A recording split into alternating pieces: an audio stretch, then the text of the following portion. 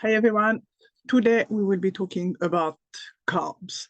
A lot of people are scared about them, not sure if they should eat them, replace them, and we will demystify all that. So the objective of this module will be: what are macronutrients? How do we measure energy? The basics of blood sugar control and sources of healthy carbohydrate. So what are macronutrients? Basically, in the macronutrients, you will find the carbs, the fat, and the protein. And today we will be talking about carbs or carbohydrate. So the three macronutrients are, as I said, carbs, protein, and fat. And sometimes you can see they overlap. Sometimes the food we eat contains more of one macronutrient than other. For example, bread contain mostly carbs, chicken contain mostly protein, and avocado contains mostly fat. Remember, it's not to say that these food don't contain other macronutrients. These are just the macronutrients that make up most of the food. We don't eat single nutrients. We eat food which contains a different amount of each of the three macronutrients, and there is often overlap between all three. This is where food contains similar amount of more than one macronutrient, these examples. So we have, for example, legumes, beans, lentils, chickpeas, basically everything starchy, or even quinoa. These food contain both a significant amount of carbs and protein. And that's why vegetarians will often use this food to top up their protein intake. Nuts and seeds contain both protein and fat, and pastries, muffins, for example, contain mostly carbs and fat. That's basically the kind of a mix that we have. And about energy. Energy is defined as the capacity to do work. Without food and water, we would literally die. And one of the reasons for this is because without energy, our body cells literally don't have the energy to do their work. And their work is essentially to keep us alive. Each one of us have different energy requirements. This is because your energy requirements depend on many factors such as your age, gender, weight, height, level of physical activity, and muscle mass. If you are pregnant or breastfeeding, your energy needs increase because you are growing a little person or producing milk.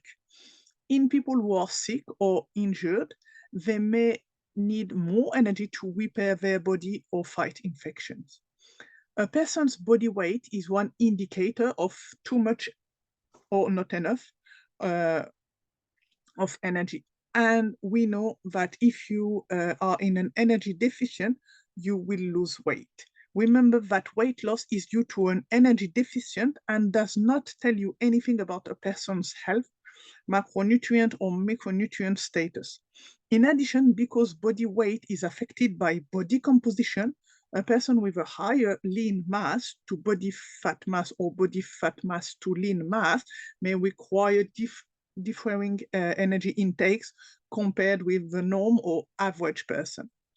Each macronutrient provide a person with a different amount of energy. Both carbohydrate and protein provide the body with 4 kilocalories per gram of food, while fat, which are very energy dense, provide 9 kilocalories.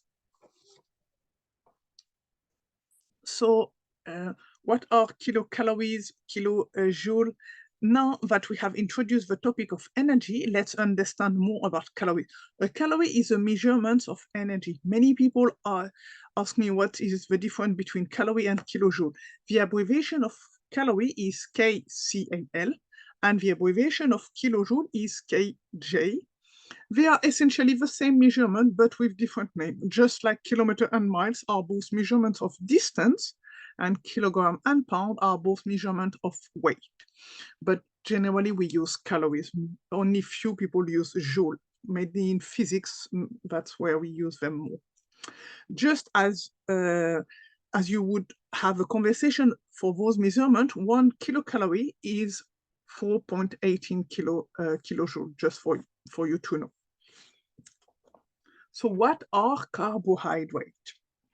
Carbohydrate foods have important nutrients such as fiber, vitamin, and minerals. What makes most people confused is understanding that carbs are not just one food, but now we know better. The foods that contain a significant amount of carbs include fruit and vegetables, dairy like milk, cheese, yogurt, and starches and sugar. The smallest component of carbohydrate. Let's think a little more technically about carbohydrate. Um, Before we talked about how your body breaks down food into the smallest possible component in order to absorb it into your bloodstream to be transported to your body cells to use for energy. Just like bricks build up to form a house, so sugars will build up to form more complex starches. The most basic carbs is called monosaccharide, mono meaning one, and the examples are glucose, fructose, and a sugar called galactose. Disaccharide come from D meaning two, are made of two monosaccharides. For example, the sucrose is made of glucose and fructose. And lastly, polysaccharides are made of many sugar. Poly is the root meaning many. And example are the most known, this one are the most known starch. When a person talks about any carbohydrate containing food, it will contain one or more of these sugars. Monosaccharides are the shortest and most easily absorbed and don't need much digestion to be absorbed. Disaccharides need to be digested a little. A good example is lactose, which is also known as milk sugar. And polysaccharides are the most complex sugars and need the most digestion. Often people refer to these as complex carbs. Let's take a quick moment to link this to our previous slide. So even though all these sugar structures are different, have different forms, they all still contribute 4 kilocalorie energy per gram.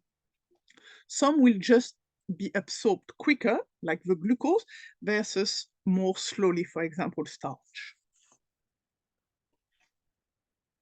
So we know that we are basically what we eat. And when we eat, our GIT, I will call it to make it short, gastrointestinal tract, digests the food into the smallest possible component. When we eat food that contains mainly carbohydrate, the smallest component is monosaccharide, like glucose, as known as sugar, and it is then absorbed mainly in the small intestine. Remember how the small intestine, so this is the intestine. Remember how the lining of the small intestine has a great area made up on microvilli and villi. The sugars get absorbed through this structure and then absorbed into your bloodstream. At this point, once it will enter your bloodstream, many medical professionals will refer to it as your blood sugar.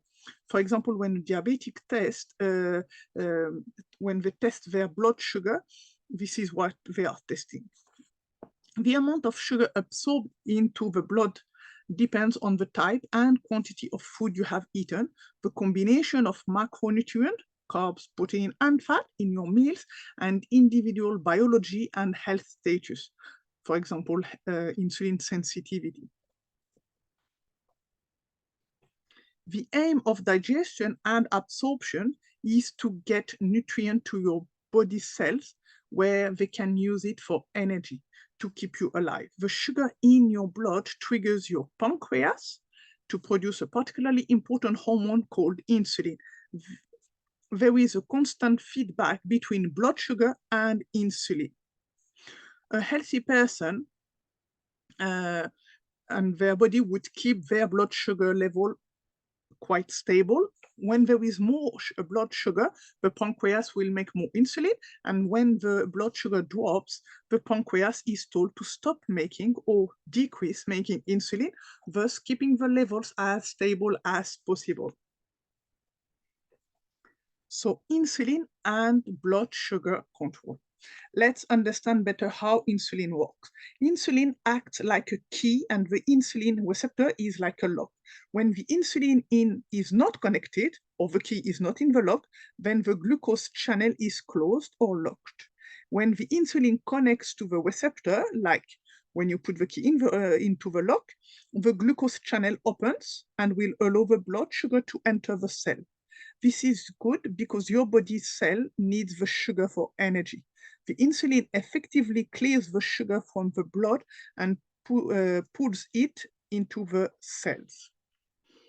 So, what is the blood sugar response after? Blood sugar response is what we call the pattern of absorbed sugar in your blood in response to your meals and snacks.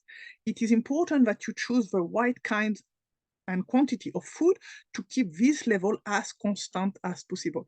Your blood sugar level should fall between about 3.3 and 5.6 on a regular basis. When your blood sugar levels are constant, you will hit a sweet spot where you have like great energy, very few craving, and you sleep well. You will also be able to concentrate better because your brain and central nervous system need a steady and constant supply of energy. Hyperglycemia, or high blood sugar levels, occurs when we eat too many refined starches and sugar.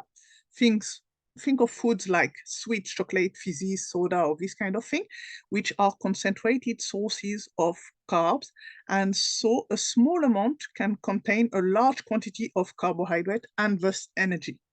To illustrate this to you, think of a 500 milli bottle of cola. The bottle of soda contains a whopping 50 gram sugar. This is equivalent to 3.5 slices of bread. Now it's quite easy to quickly drink half liter of soda, but not as easy to eat 3.5 slices of bread. Naturally, then it's easier to overconsume very concentrated food and drink. When we eat too much of this food, your blood sugar level can fluctuate widely. In response, the concentrated carbohydrate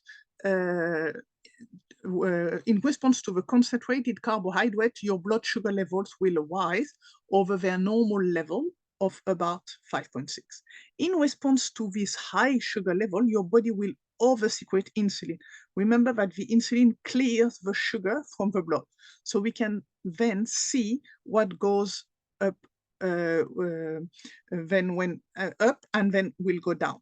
Too much insulin will very quickly bring the blood sugar levels down, usually lower than normal. At this point, you may have low blood sugar level symptoms. This is called hypoglycemia. One of these symptoms is hunger.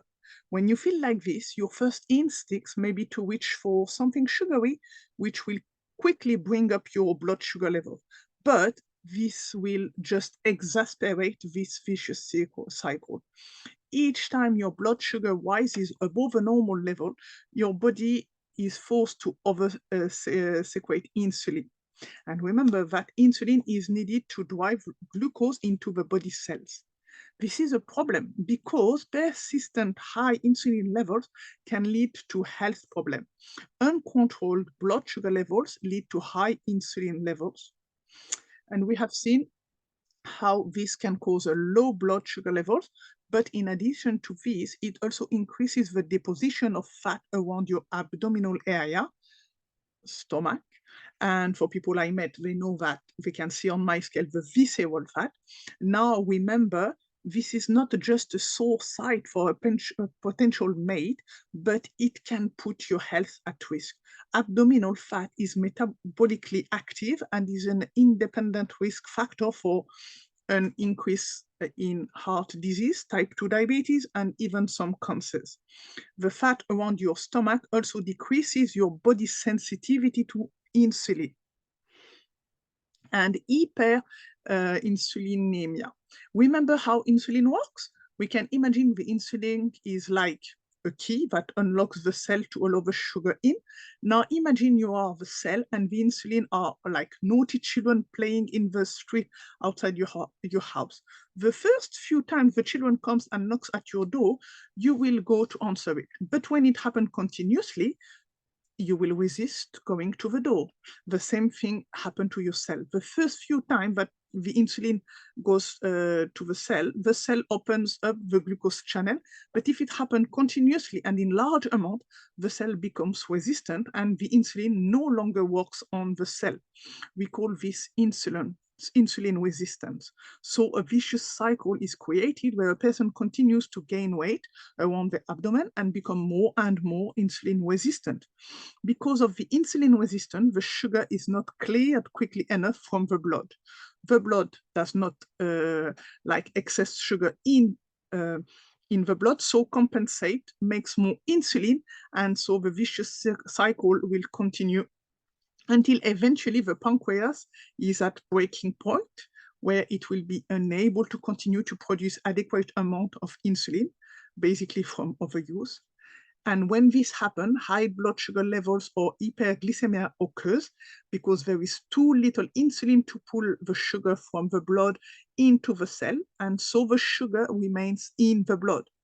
Abnormally high level may be the first warning sign of type 2 diabetes diagnosis. So what we need to do to prevent this from happening, if it's not too late, ensure the blood sugar levels remain constant on a regular basis to prevent stressing the pancreas out and exacerbating insulin resistance in the cells, and try to ensure that we do everything possible to make the cell as sensitive as possible to the insulin we produce. 3 things to start doing immediately are increasing the amount of cardiovascular exercise, replace animal fat in your diet with plant fat, and check your vitamin D status. So healthy carbohydrate sources.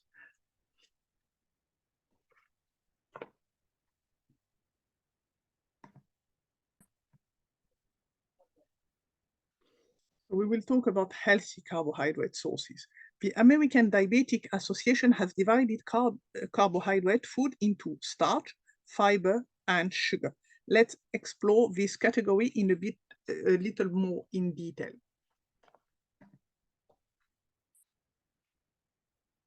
So they are starch-rich food, fiber-rich, and sugar-rich food. Some sources are more concentrated than others, meaning that they give you more carbohydrate per serving. For example, one medium blueberry muffin contains around 60 gram carbohydrate, whereas one serving of rice, about half a cup, would give you almost a third of that at 22.5 gram of carb. The blueberry muffin is a more concentrated form of carbohydrate as it is made from refined carb, namely sugar and flour, whereas the rice is minimally processed carbohydrate, giving you less carbs per serve. As the blueberry muffin gives more carb per serve, it will also be higher in energy. Starches is the most widely known carbohydrate food subgroup, but once again, it is not limited to bread and pasta. Starchy can be split into starchy vegetables like peas, corn, potatoes, and sweet potatoes, grains like oats, barley, corn, and wheat, as well as any food product from these. So there are starch-rich food, which are the starch vegetables, grains as well. And we will talk now the difference between whole grain and refined grain. Whole grain are exactly that, the whole plant with little or no processing. This means that you are getting everything from the plant, including the endosperm, germ, and brown. The endosperm is the plant's food supply. It is rich in starchy carbohydrate, which provides valuable energy to the young plant. The endosperm is the largest portion of the kernel and is what is left after a grain has been refined. but more on that in a few moments.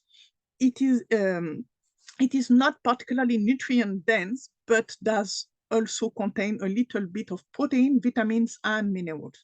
The germ is the part of the kernel that will sprout into a new plant.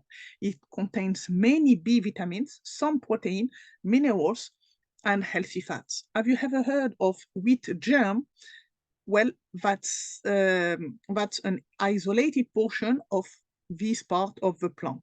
And the brown is the multi-layered outer skin of the edible kernel. It contains important antioxidants, B vitamin, and fiber. So fiber, we hear people talking about that a lot. I will explain a little more. Fiber is a nutrient found in a variety of plant-based food. It is considered to be an undigested nutrient because humans don't actually contain the enzyme necessary to fully digest it. And because of this, it remains mostly undigested until it gets to your large intestine, where it is fermented by the bacteria that live there to produce a little energy and beneficial substances that nourish your gut. Ideally, we need between 25 to 30 grams of fiber a day, with most people falling woefully short on this recommendation. Research has shown that a diet high in fiber can improve digestion, lower blood sugar levels, and reduce your risk for heart disease. So there are mainly two types of fiber, soluble and insoluble. So the soluble, as known as soft fiber, should be basically the mop of the diet. It sucks up fluid from your diet to ensure that the stool is soft and can be passed easily. In addition to this, it can also help lower your bad cholesterol. Soluble fiber can be found in the flesh of fruit and vegetables, as well as in soft grain like rice and oats. An insoluble fiber, known as hard fiber, should be the broom of the diet. It sweeps out of your gastrointestinal tract and provide bulk to your stool and promotes complete evacuation of your stool. Insoluble fiber can be found in the skin of fruit, vegetables, and legumes, as well as in the bran of whole grain and high fiber bread and cereals. So to build on the concept of whole grain versus refined grain, here we have a comparison between a whole grain product and a refined product. As you can see, the refined product has been stripped of some important nutrient. Refined grain is the term used to refer to grain that are not whole because they are missing one or more of their key part. Remember the brown, germ, and endosperm. White flour and white rice are a refined grain, for instance, because both have had their brown and germ removed, leaving only the endosperm. We find in a grain, we move about a quarter of a protein in a grain and half to two-thirds or more of in basically the whole nutrients, leaving the grain in a mere shadow of its original self. And on top of that, now we have the enriched food. So since around 1800s, milling and processing became commonplace and more people were consuming refined grain. Unfortunately, this quickly led to nutrient deficiencies like pellagra and beriberi. In response, many governments recommended or required that refined grain started to be enriched. Enrichments add back fewer than half a dozen of the many missing nutrients, but it does this in proportion different than they originally existed, often in much higher quantities, like for the vitamin B1, B2, 3, iron, and folate.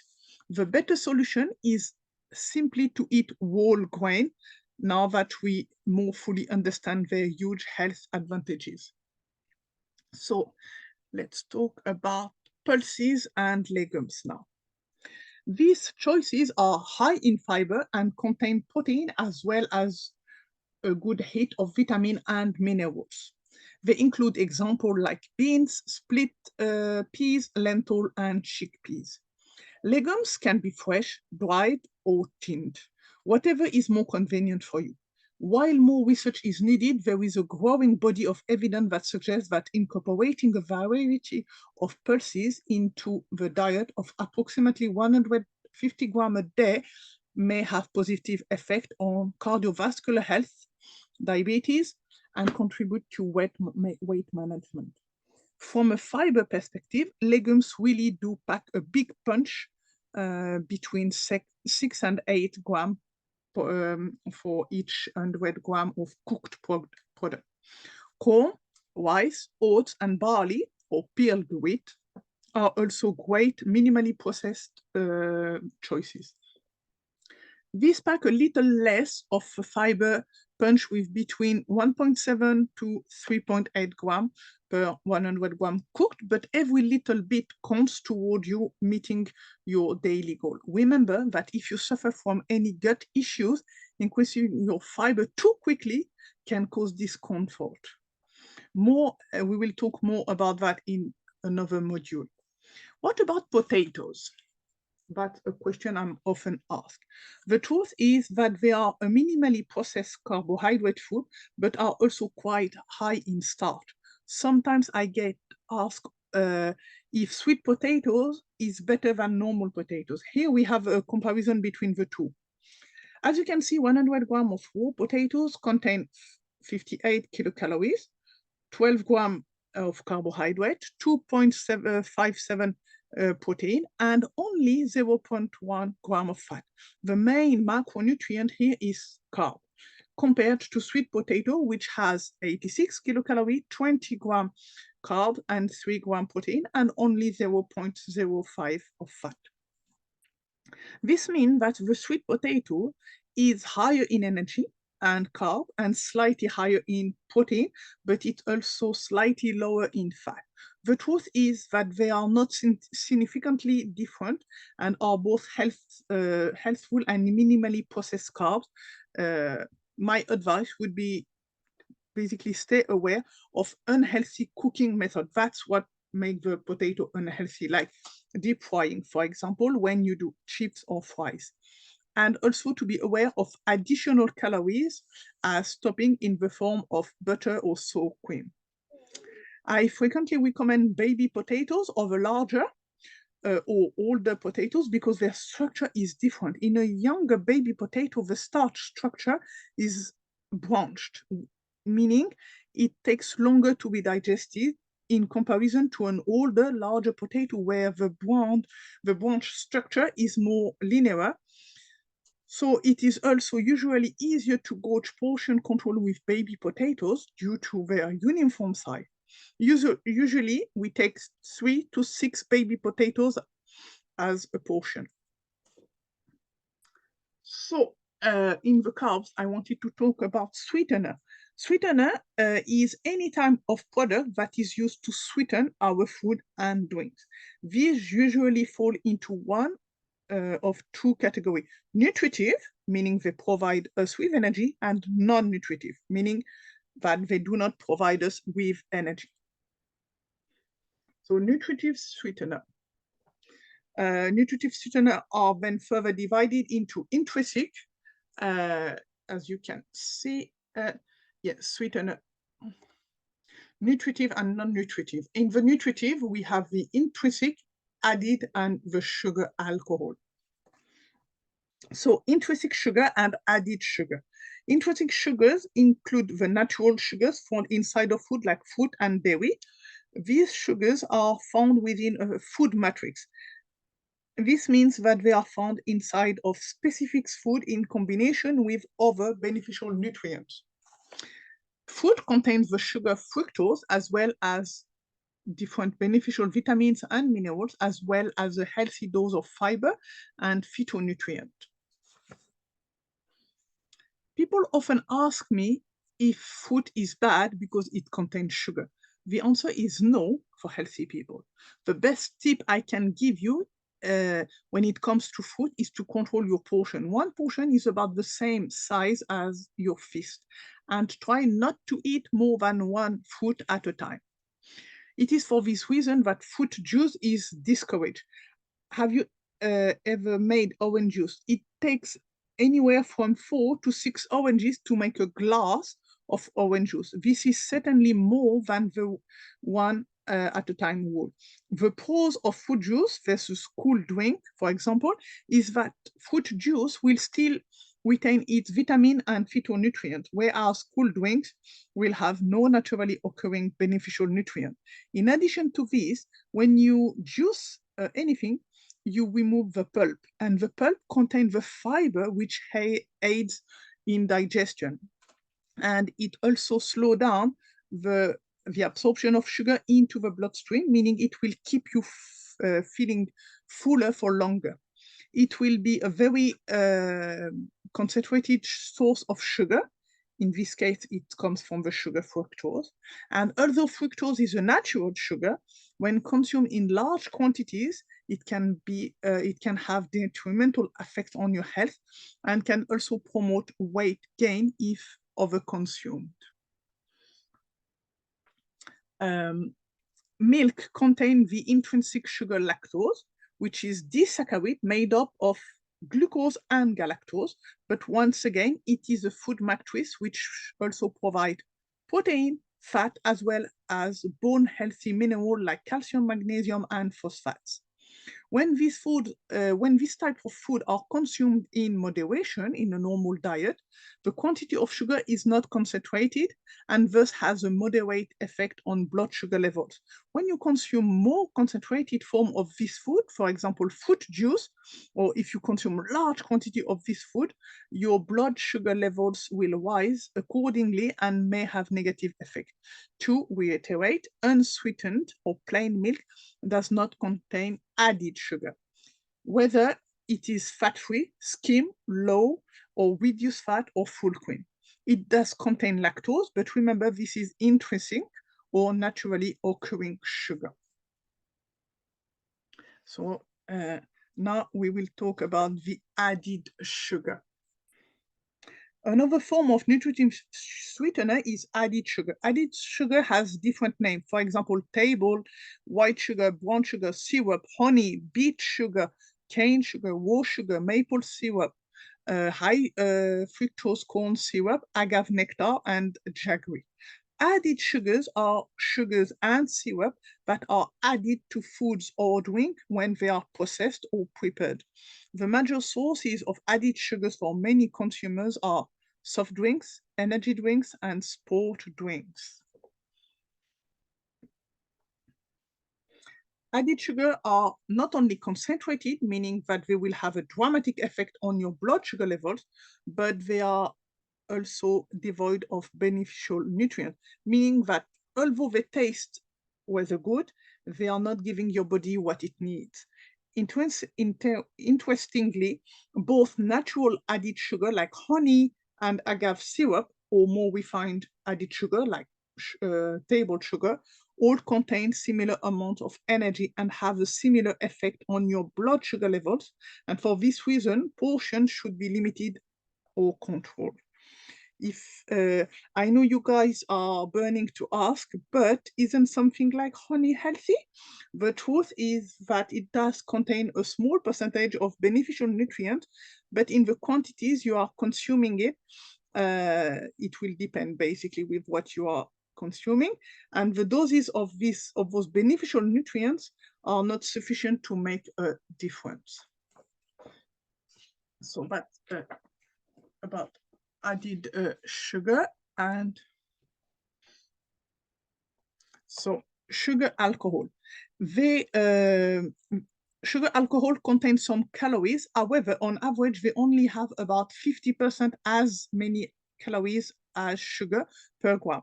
While sugar contains 4 calories per gram, sugar alcohols provide an average of about 2 calories per gram. But the calorie content varies depending on the specific sugar alcohol. Although sugar alcohol possesses a chemical structure that is like that of alcohol and sugar, they do not affect the body like alcohol. They may be extracted from fruit and vegetables. However, most are manufactured. They are often used in product labeled as sugar-free, reduced sugar. Example of polyol include erythritol, isomalt, lactitol, maltitol, mannitol, sorbitol, xylitol. One word of warning though, while moderate doses of up to 10 to 15 grams per day are generally tolerated, higher dosages, particularly sorbitol and mannitol, may cause gas, stomach pain, and even diarrhea. So now we will see the not nutritive sweetener. They are substances used instead of sugar to sweeten food beverages. They are also used in other products like oral care products and certain medication. These products contain few or no calorie or nutrient. They are derived from plants or herbs or even from sugar itself. They are usually much sweeter than sugar, so smaller quantities are needed. Some artificial sweeteners are not metabolized, meaning that they pass through the digestive tract essentially unchanged.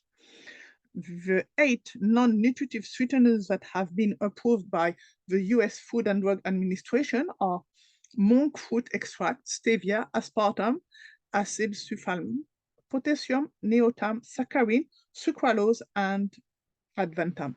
Despite being considered safe by the FDA, there are some unanswered questions regarding them with regards to our health. In general, they offer no nutritional advantage and dietary recommendation for the consumption. And you have to be quite careful with this product, quite new, so we don't really have enough feedback on them. The truth is that until there is not enough research in this area, my advice is to rather be safe than sorry and exercise restraint when it comes to sweetener. One cannot go wrong by reducing added sugar in your diet and replacing them with healthy options, like having water instead of sugar-sweetened beverages, instead of choosing non-nutritive sweetened option. If you feel that this is too drastic, a jump from sweetened beverages instead of choosing non-nutritive sweetened option, if you feel that, if you feel it's too drastic, maybe go in the middle and try maybe some calorie-free and little by little reduce all that. But remember that your brain feels the taste of sugar. Even if it has no calorie, the brain will ask for more very quickly after. So overall, people are encouraged to decrease both sweetened and non-nutritive sweetened beverages and use other alternatives with an emphasis on water intake. So in this case, more is definitely